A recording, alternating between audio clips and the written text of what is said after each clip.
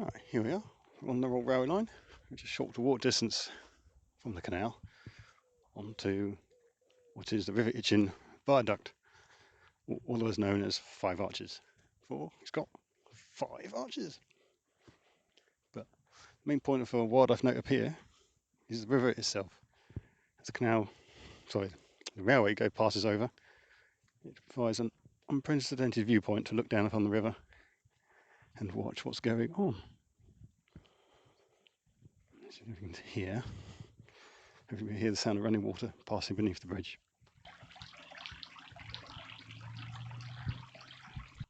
That's lovely. Now, this is a great spot. Here the river skulks along between the reed beds, trees, and also a poplar plantation on one side and a birch one on the other. But what I like about this is it sort of gives almost like a means of travel in time. So looking at the river with the trees, though they're small and planted, give an impression, I think anyway, of how this river valley looked in ancient times, particularly probably Iron Age, Bronze Age times, I think, prior to the cutting down of large swathes of woodland.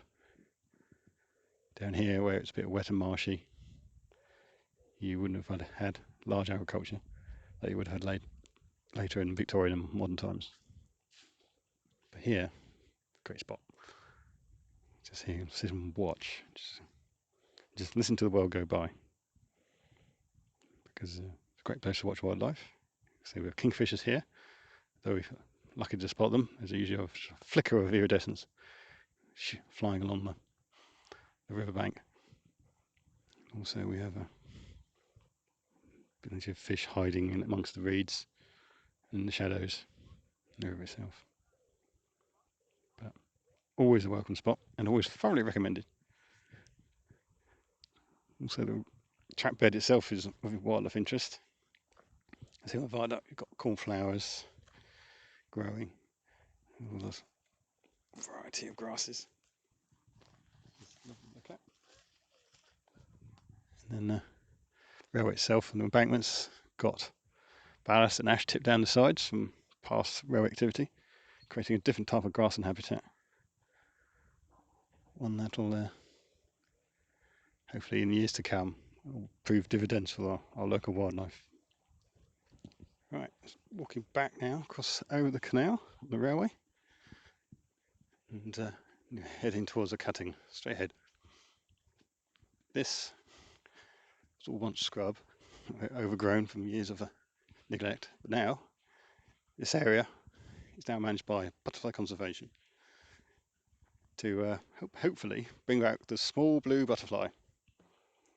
This one's quite rare now and only survives in a few places, but their aim here is to create a habitat which will be attractive to them, and hopefully they'll come and colonise.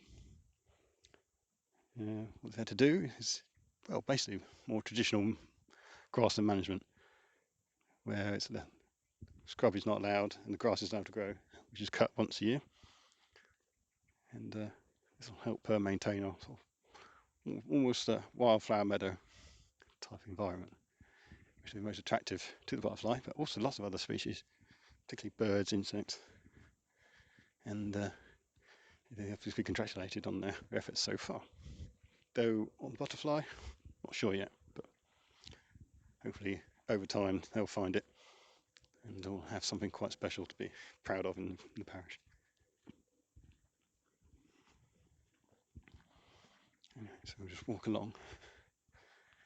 Here's some blackbirds protesting in the bushes, but a very popular spot for walkers. Everybody comes here at some point. Right, we'll carry on up, go underneath the Basket Road, and we'll then have an explorer somewhere new. Right, coming up to underneath the bridge at Basket Road. It's tunnel-like.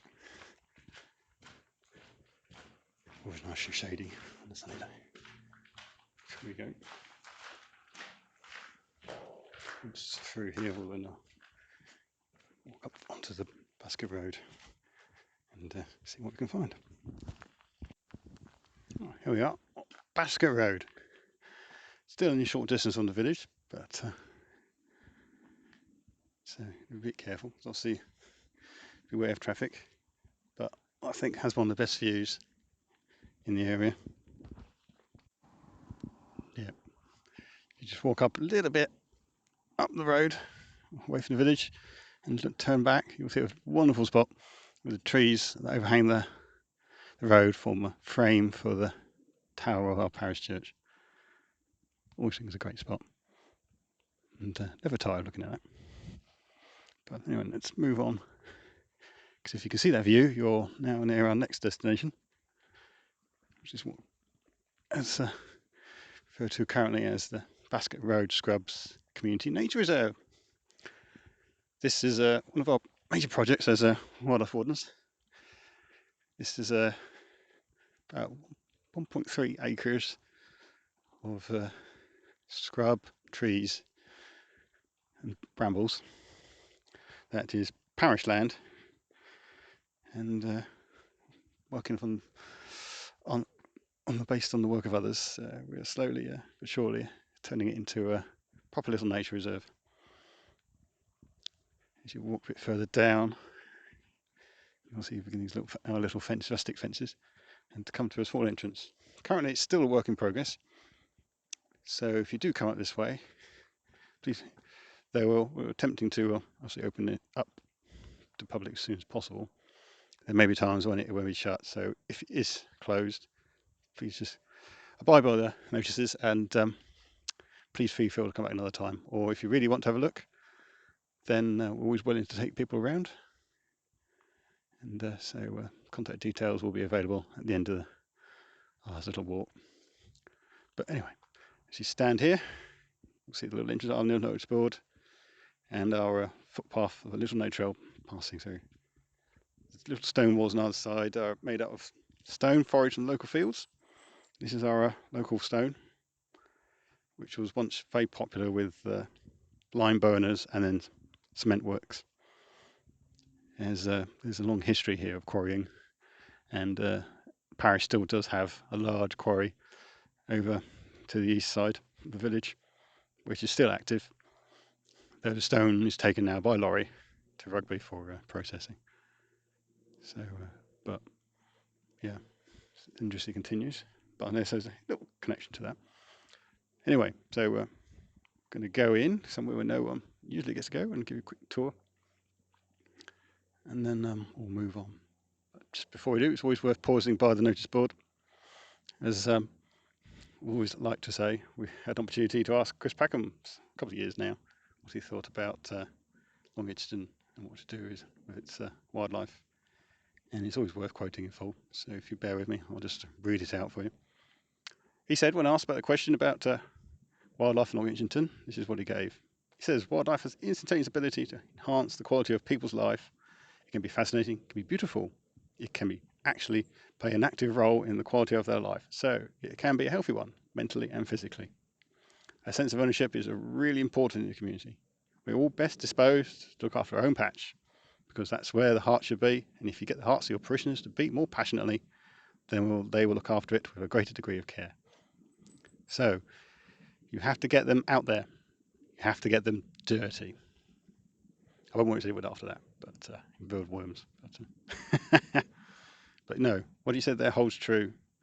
And as wildlife wardens, we are working hard to try and ensure that what he says becomes true.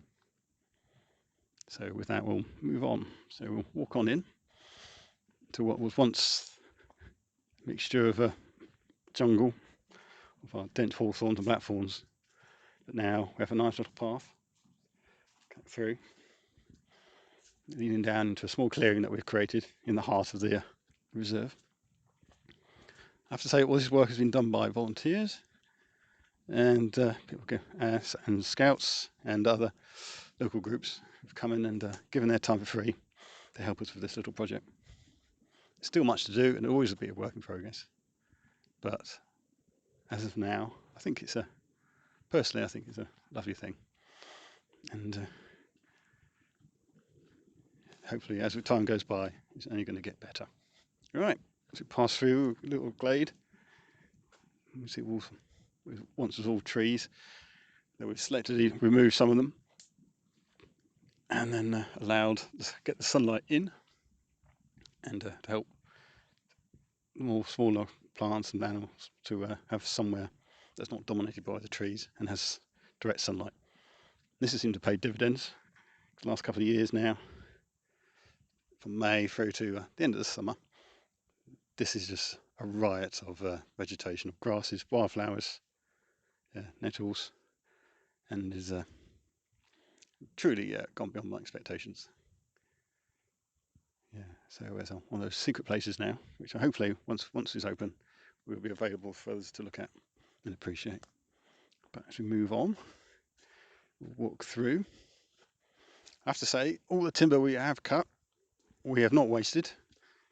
It's all been reused to create fences, gateways within the reserve and on the boundaries, because the aim is to try and avoid any unnecessary costs and waste nothing. If you're going to create a nature reserve, I don't see it's a good idea to basically encourage destruction of other environments just to help improve your own, from the cutting of stone to supplying of sawn timber. So if we can avoid it, we do it. And so far, touch wood, we're doing a good job. So we move on, pass around, a little windy path you've created through the trees, heading through. See the buzzing of insects again. As we go along, we can see through into the fields beyond, and also a nice place just to pause and contemplate the wildlife around you. Rather than creating large, really wide paths, that we try to keep paths minimum width, but suitable for all access, but close enough so that you can actually just reach out and touch trees like this one. You can actually get up close without having to walk any distance from the footpath.